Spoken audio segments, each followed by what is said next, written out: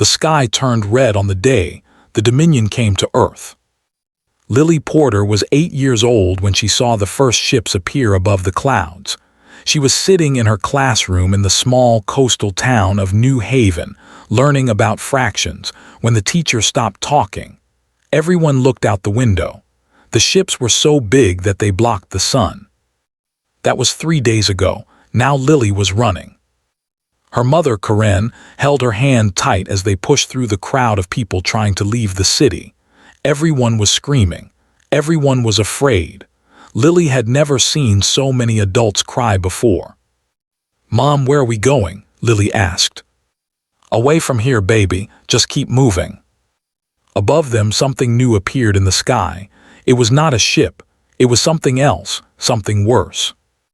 The Vex Prime landed 2 miles outside New Haven with a sound like thunder that never stopped. It was a machine, but it was also alive in some strange way. It stood 300 meters tall, taller than any building Lily had ever seen. Its body was covered in black armor that seemed to move and shift like liquid metal. It had no face, but Lily somehow knew it was looking at everything. Commander Brooks stood on the roof of the evacuation center, watching the machine through his binoculars. He was a tall man with gray hair and tired eyes. He had fought in many battles during his life, but he had never seen anything like this. "What is that thing?" asked one of his soldiers. "They call it the Vex Prime," said. "The Dominion's ultimate weapon. It has destroyed over 200 civilizations. No one has ever stopped it." "What do we do?" Lowered his binoculars. "We throw everything we have at it, and we pray." The attack began 1 hour later. Earth's military launched missiles from every direction. Fighter jets filled the sky like angry birds. Plasma cannons fired beams of blue light that could cut through mountains. 3 nuclear weapons were dropped on the machine's location. The explosions were so bright that Lily had to cover her eyes even though she was miles away. The ground shook so hard that buildings fell down. When the smoke cleared, everyone hoped the machine would be gone. It was still standing. It had not moved at all. The Vex Prime's black armor had absorbed every attack. Not only that, but the armor had learned from each weapon. It grew stronger. It adapted. The missiles that had hurt it a little bit the first time did nothing the second time. Then the machine started walking toward New Haven. Each step it took shook the earth. Each step brought it closer to the thousands of people still trying to escape. Brooks watched it come and felt something he had not felt in many years. He felt hopeless. "Order everyone to fall back," he said quietly. "There is nothing more we can do here." In the crowd below, Lily and her mother were pushed apart by the wave of running people. One moment Karen was holding her daughter's hand. The next moment, Lily was alone. "Mom," Lily screamed. "Mom, where are you?" But her voice was lost in the noise of the crowd. People pushed past her without looking down. She was so small that no one noticed her. She tried to run in the direction she had last seen her mother, but the crowd carried her the wrong way. When the crowd finally thinned, Lily found herself in a part of the city she did not know. The buildings here were damaged. Windows were broken. Cars were turned over on their sides. There was no one around. She could hear the Vex Prime getting closer. Each footstep sounded like an explosion. Lily ran into the nearest building. It was a school like hers but bigger. She hid under a desk in one of the classrooms and pulled her knees to her chest. She was shaking. She wanted her mother. She wanted to go home. Through the broken window, she could see the shadow of the Vex Prime growing larger. The machine was coming right toward her. Then something happened that made Lily stop shaking. The Vex Prime spoke. Its voice came from everywhere at once. It was not a normal voice. It sounded like many voices speaking together, some deep and some high, some angry and some sad.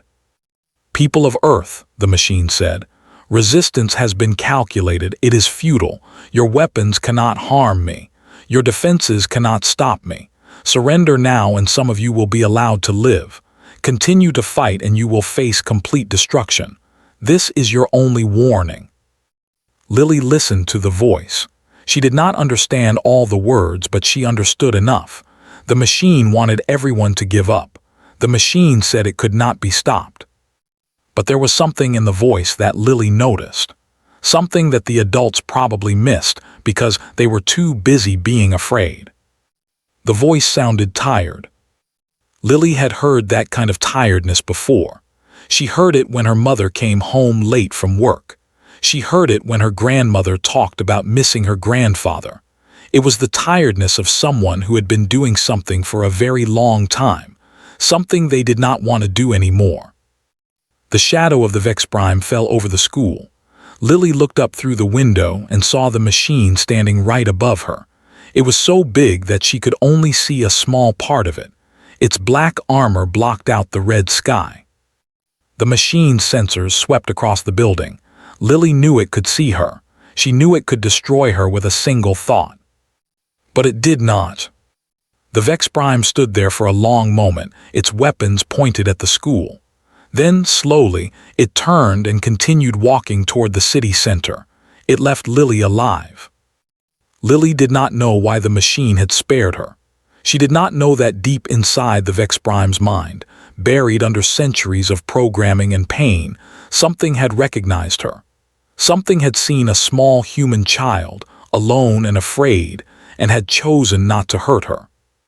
For the first time in 400 years, the Vex Prime had made a choice that was not about destruction. And that small choice would change everything. Lily stayed under the desk, watching the machine walk away. She was still afraid, but now she was also curious. She thought about the tired voice. She thought about the way the machine had looked at her and then looked away. "Why didn't you hurt me?" she whispered to herself. Somewhere in the distance, she could hear her mother calling her name. But Lily did not move. She kept watching the Vex Prime until it disappeared behind the tall buildings. She had a feeling that this was not over. She had a feeling that the machine and she would meet again. And when they did, Lily would be ready. Admiral stood on the command deck of his flagship and watched the destruction below with cold satisfaction. He was a reptilian species with green scales and yellow eyes that never blinked. His people had served the Dominion for 1,000 years and had personally overseen the conquest of 37 worlds. But Earth was special. Earth was the last free planet in this sector of the galaxy. Once it fell, the Dominion's control would be complete. Report said, "The Vex Prime is proceeding as expected," one of his officers replied. "Human resistance has been ineffective. Their weapons are primitive. Estimated time to complete planetary subjugation is 72 hours. Allowed himself a small smile. "Excellent. The humans put up more of a fight than I expected, but the result was never in doubt. No species has ever defeated the Vex Prime."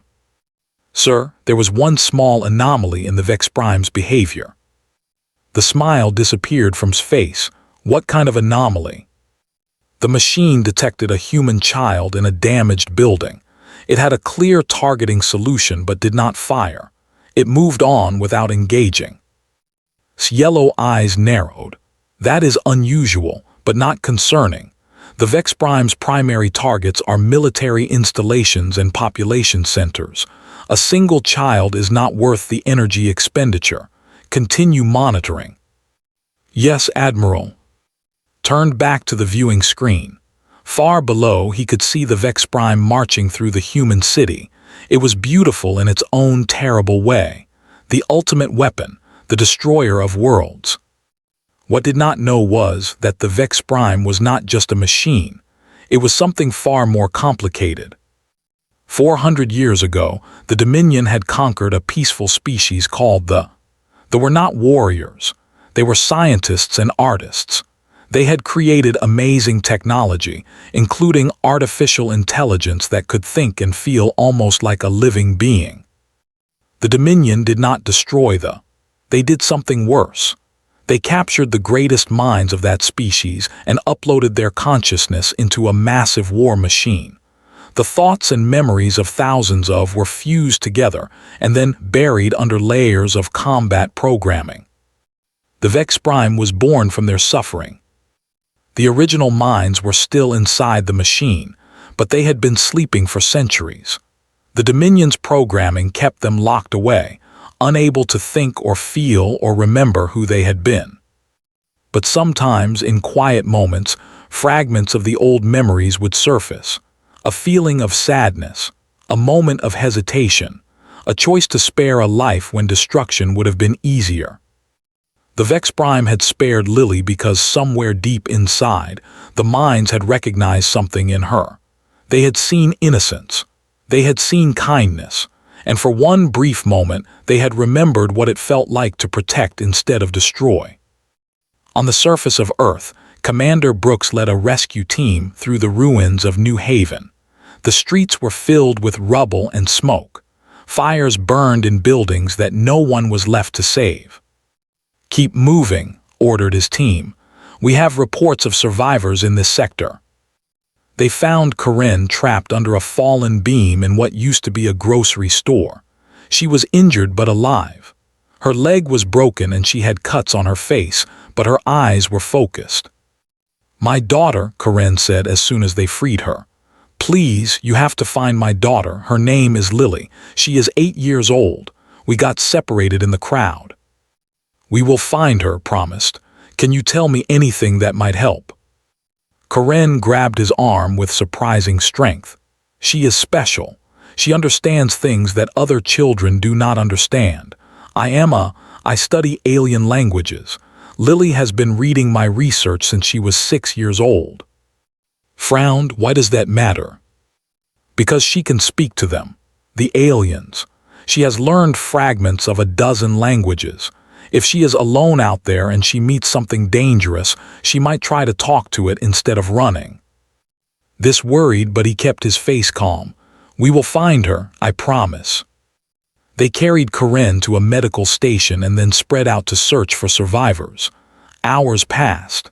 The Vex Prime had moved to another part of the city, but everyone knew it would return. It always returned. Lily was still in the school. She had moved from the classroom to the library because it had more windows and she could see better. She watched the Vex Prime in the distance, destroying buildings with beams of light that shot from its arms. But she also noticed something else. Every time the machine destroyed something, there was a tiny pause before it fired, a hesitation so small that it lasted less than a second. Most people would not notice it at all. Lily noticed. "You do not want to do this," she said quietly. "Someone is making you." She thought about the books her mother had shown her, books about the species that the Dominion had conquered. One of those species was called the. Her mother had said they were kind people who loved music and art. Her mother had also said that no one knew what happened to them. Lily looked at the Vex Prime and wondered. A noise made her turn around. Through the broken window, she saw a rescue helicopter landing in the street outside. Soldiers jumped out and started searching the nearby buildings. "Hello," Lily called out. "I am here." A soldier found her and carried her to the helicopter. Minutes later, she was reunited with her mother at the medical station. Corinne held Lily so tight that it almost hurt. "I thought I lost you," Corinne said, crying. "I thought you were gone." "I am okay, Mom," Lily said. "The machine saw me, but it did not hurt me." Corinne pulled back and looked at her daughter. "What do you mean?" "The big machine, the Vex Prime. It found me, but it let me go. I think it is sad, Mom. I think it does not want to hurt anyone." Corinne did not know what to say. She looked at Brooks, who had overheard the conversation. "That is impossible," said. "The Vex Prime is a weapon. It does not have feelings." Lily shook her head. "Everyone has feelings, even machines, even monsters. You just have to know how to look." That night, while the city burned around them, Lily sat with her mother and looked at old files on a cracked tablet. Files about their language. Files about the day they disappeared. "Mom," Lily said, "what if they did not disappear? What if they are still here but trapped somewhere?" Karen looked at the Vex Prime standing in the distance, its massive form outlined against the burning sky.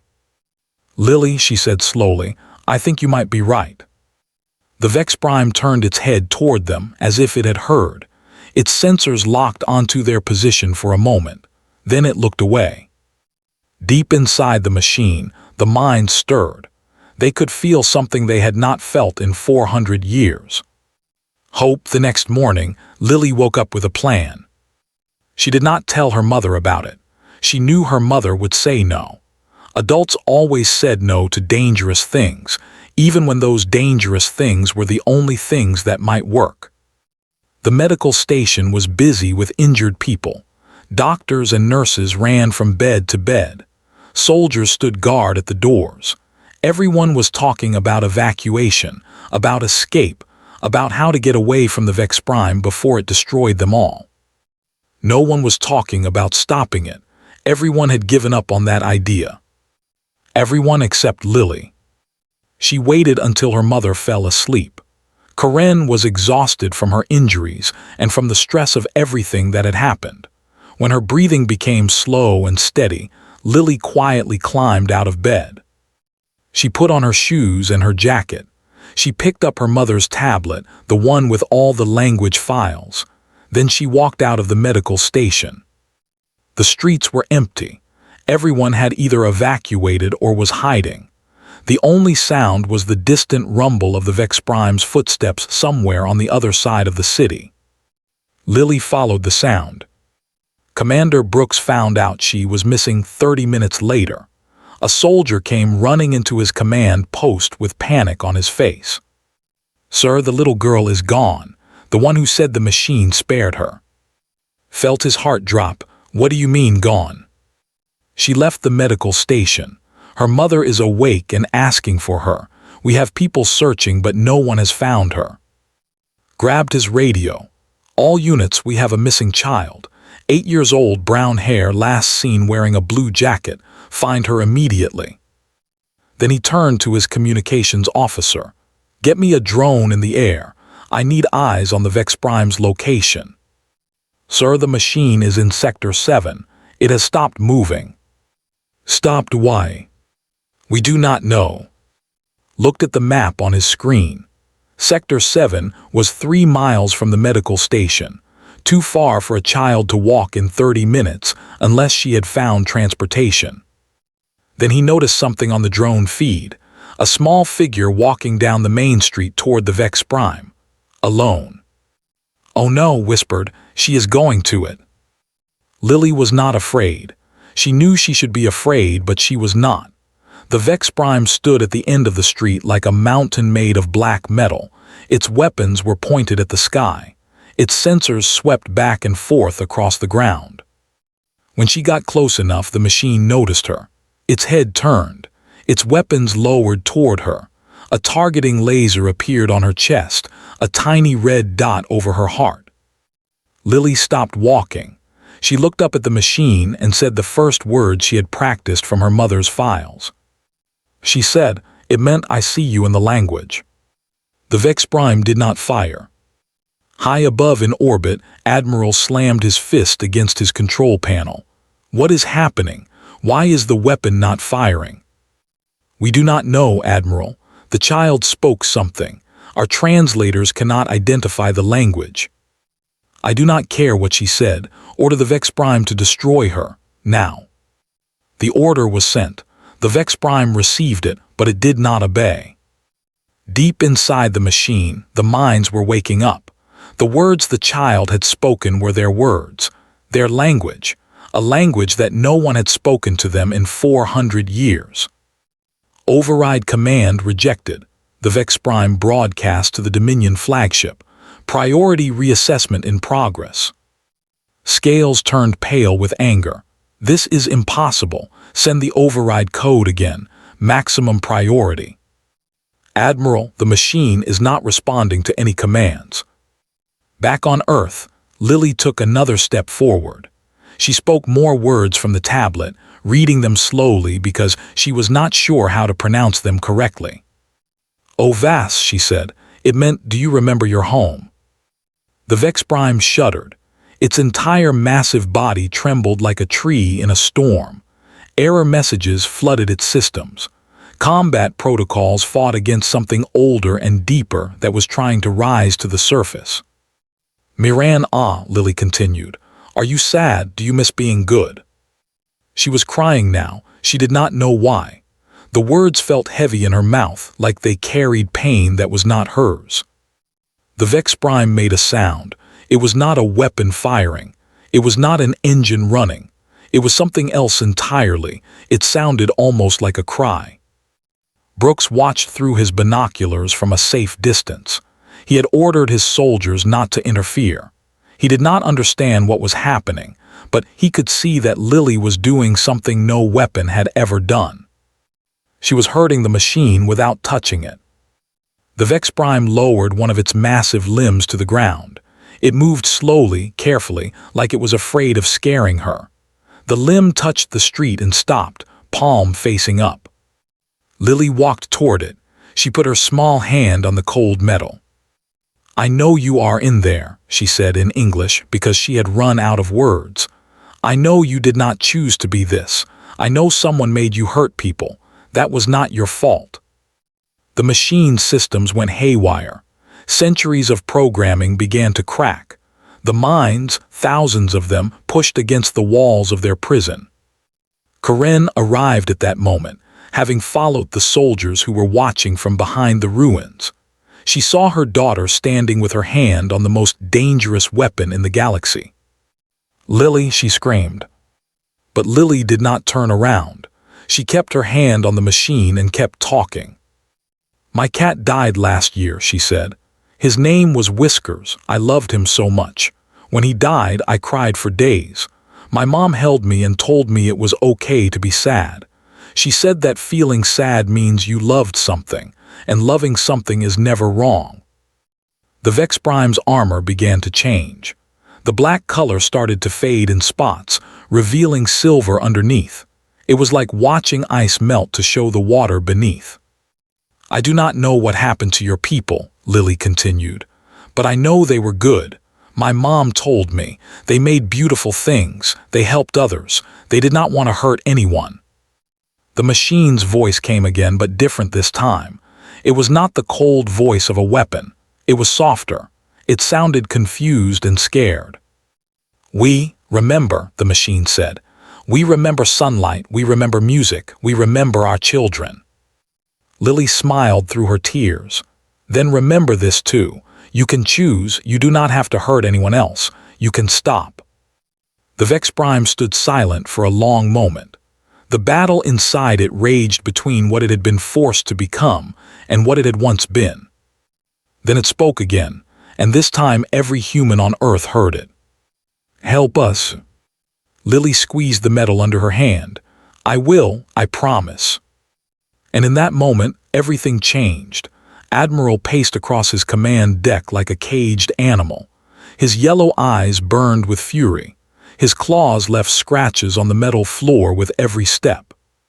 Explain this to me, he said, his voice dangerously quiet.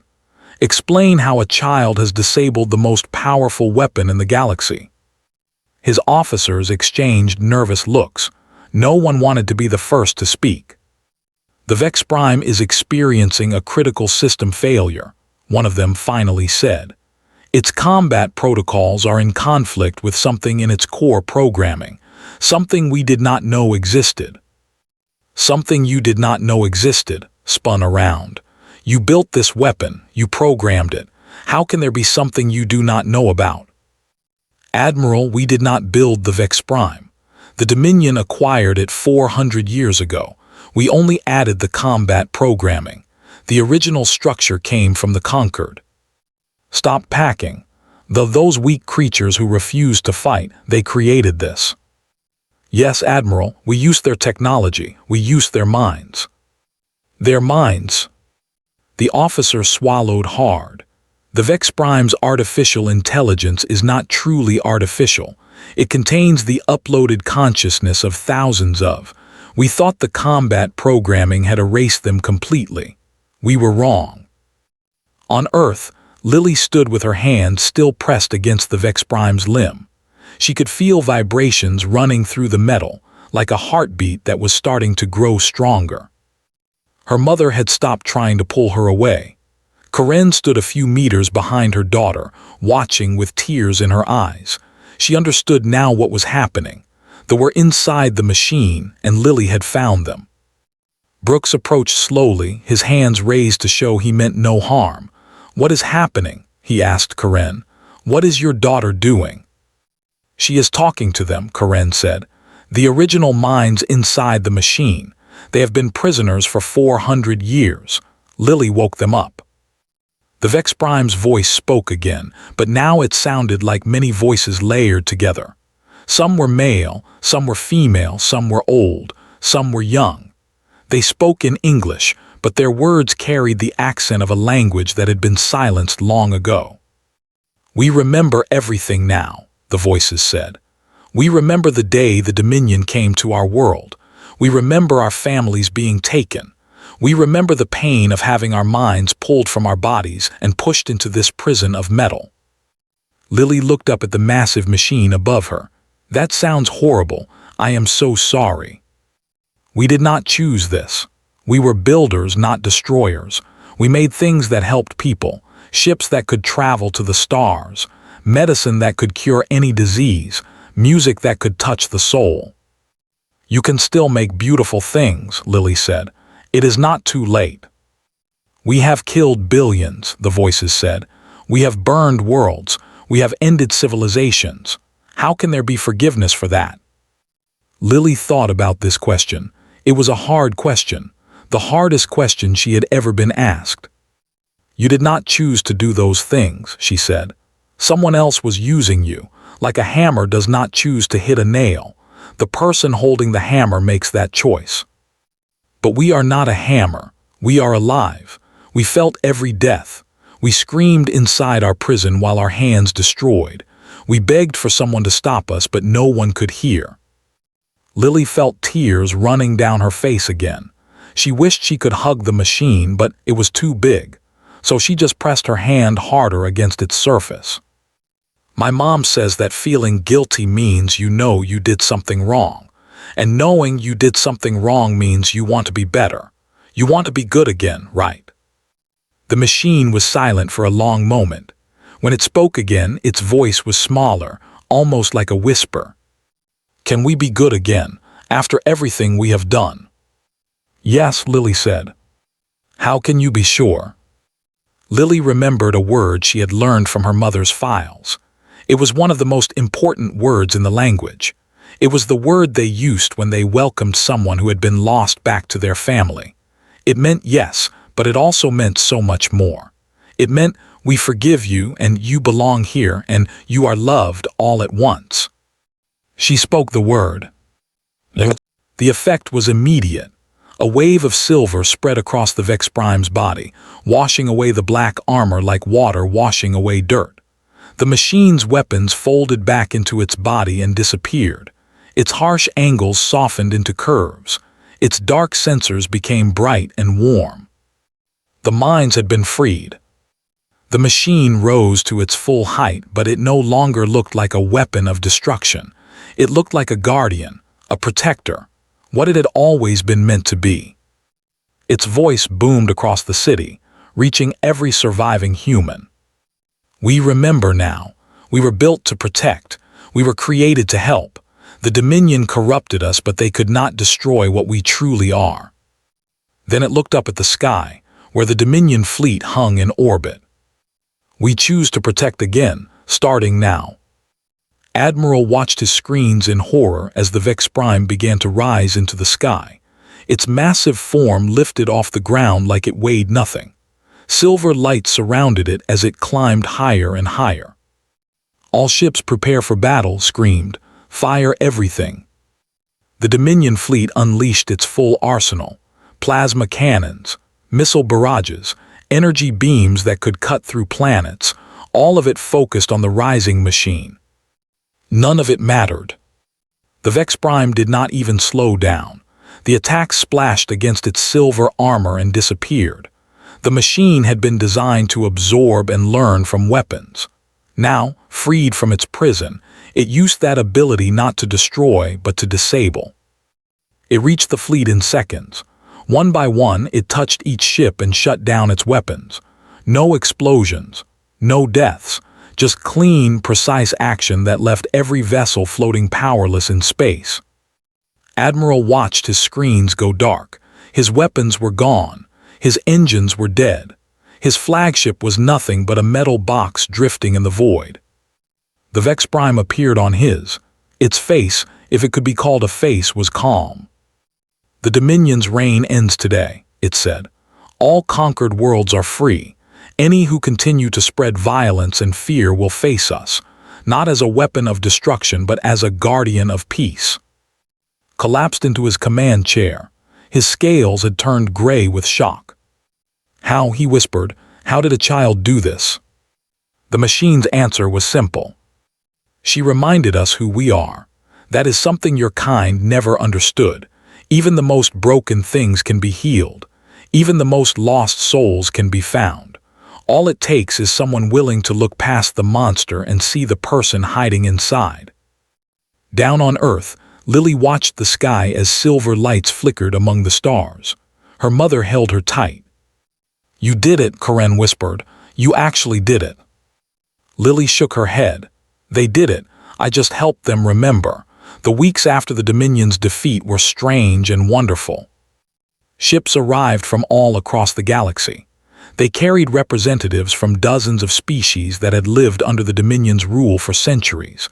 Some had scales like some had feathers or fur. Some looked so different from humans that Lily needed time to understand how their bodies worked. They all came to Earth. They all came to see the child who had done the impossible. Lily found this very confusing. She had not done anything special, at least not in her own mind. She had just talked to someone who was sad and helped them feel better. That was what her mother had always taught her to do. "You don't understand," Commander Brooks told her one morning. They were standing on the roof of the newly rebuilt command center, watching shuttles land from across the galaxy. The Vex Prime had been unstoppable for 400 years. Entire fleets threw themselves against it and failed. The greatest military minds in the galaxy could not find a weakness. "But it wasn't a weapon," Lily said. "It was just people who were trapped. Nobody tried to talk to them." Shook his head slowly. "That's exactly the point. Nobody else thought of it. Thousands of species faced the Vex Prime. All of them saw a monster and attacked. You saw something else." "I saw someone who needed help." "And that," said, "is why you succeeded where everyone else failed." The galactic representatives gathered in a large hall that had been built specially for the occasion. It looked like something from Lily's imagination, with high ceilings and windows that showed the stars. Ambassadors from 30 different species sat in curved rows, all facing a central platform. Karen walked with her daughter to the platform. Lily wore a simple blue dress, the same color as her favorite jacket. She held her mother's hand tight. "Are you nervous?" Karen asked. "A little. What if they ask me questions I don't know how to answer?" Karen smiled. "Then just tell them the truth. That's all you've ever done." The first ambassador to speak was a tall being with silver skin and 3 eyes arranged in a triangle on her face. Her voice was musical, each word carrying multiple tones. "Child of Earth," she said, "I am Sara, representative of the triumvirate worlds. For 200 years my people lived in fear of the Vex Prime. We sacrificed billions of lives trying to stop it. And yet you, a single young human, accomplished what we could not. How?" Lily thought about the question. "I didn't try to stop it," she said. "I tried to understand it. My mom taught me that when someone does bad things, it doesn't always mean they are bad. Sometimes they are just hurt. Sometimes they are scared. Sometimes they don't have any other choice." Another ambassador spoke. He was small and covered in soft brown fur, with large round eyes that reminded Lily of an owl. "But how did you know the beings inside the machine wanted to be freed? How did you know they hadn't chosen to serve the Dominion? I didn't know for sure, Lily admitted. But when it found me in the school and didn't hurt me, I thought maybe there was a reason.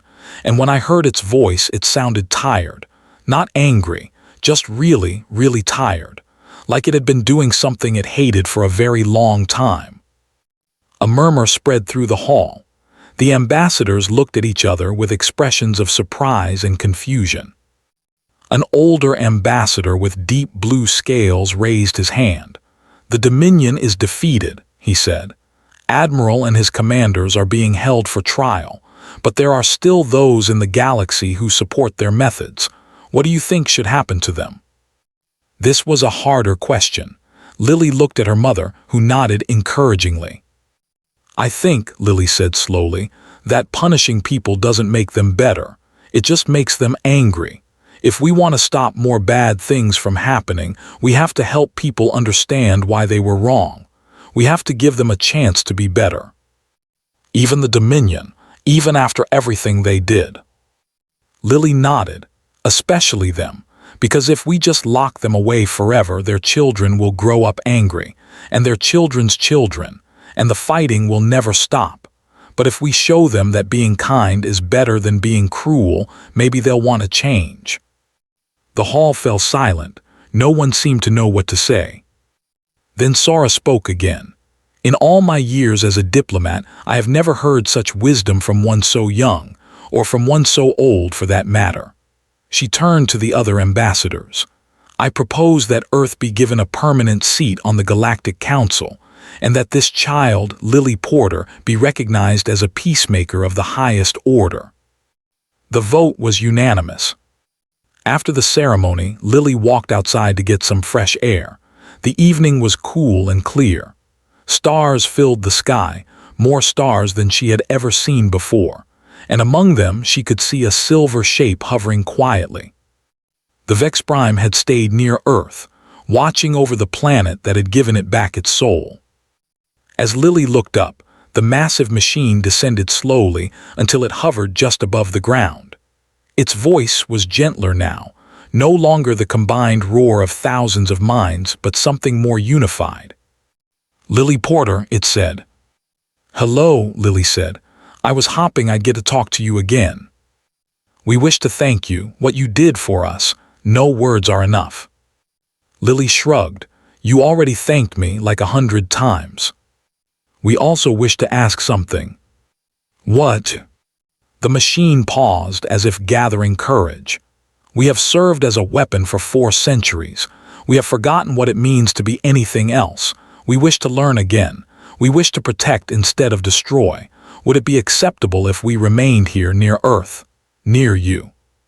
Lily's face broke into a huge smile. "You want to stay?" "If you would permit it. You reminded us of who we are. We would like to continue learning from you." "Of course you can stay. Mom, did you hear that? The Vex Prime wants to be our friend." Corinne had followed her daughter outside. She looked up at the massive silver guardian with wonder in her eyes. "I heard, and I think that's a wonderful idea." The Vex Prime rose back into the sky, taking its place among the stars once more. But it was different now. It was not a weapon waiting to destroy. It was a guardian watching over its chosen home. Years later, when historians from across the galaxy wrote about the fall of the Dominion, they all agreed on one thing. The Vex Prime, the most feared weapon in existence, had been defeated by a single word from a human child. That word was forgiveness. But the historians also noted something else, something that puzzled the other species of the galaxy for generations. When asked how humanity had produced a child capable of such compassion, the humans did not seem surprised. They said that Lily was special, yes, but not unique. They said that any human child might have done the same thing. Because humans, they explained, did not believe in monsters. They believed in people who had lost their way. And they believed that anyone, no matter how far they had fallen, could find their way back. That belief, more than any weapon or technology, was what made humanity truly remarkable. And the Vex Prime, standing guard in the stars above Earth, agreed completely. On quiet nights when the sky was clear and the wind was still, Lily would sometimes wave at the silver shape in the sky, and every time, without fail, the shape would wave back. They had found each other in the ruins of a dying city, the child who believed in kindness and the weapon who had forgotten what kindness meant. Together, they had changed the galaxy. And that, the historian said, was the most human thing of all.